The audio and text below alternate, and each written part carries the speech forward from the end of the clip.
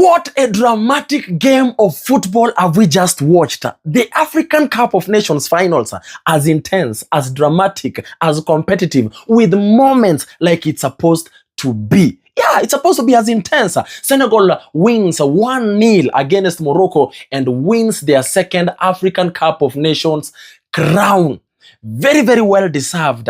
But for me, the drama on this game was just on another level. In fact, at some point I thought that this game was just going to be abandoned because look, Morocco gets a penalty on the dying moments of the game.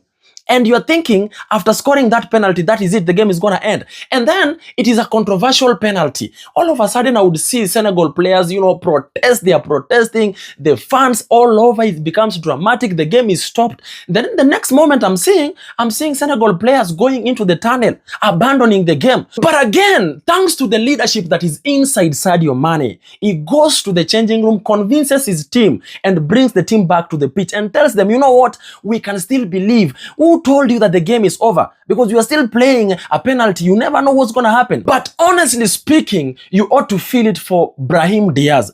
Having have scored the most goals on this tournament, he ends up not scoring a penalty, takes a very poor penalty that Mendy ends up saving. And then the game ends and goes into extra time. And then extra time, Gueye scores a very fantastic, very brilliant goal and helps Senegal to seal this win and of course become the African Cup of Nations champions.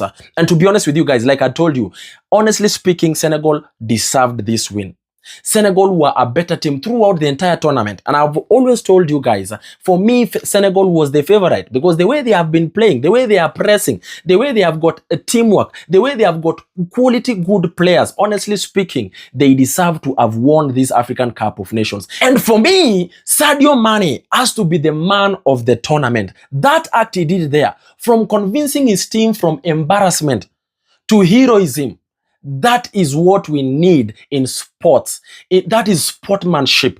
And in fact, throughout this tournament, Sadio Mane has brought in a lot of maturity on that team, has brought in a lot of leadership on that team. And honestly speaking, they deserve to have won. Congratulations to the Lions of Teranga for winning the African Cup of Nations 2025. It is what it is. That is football for you.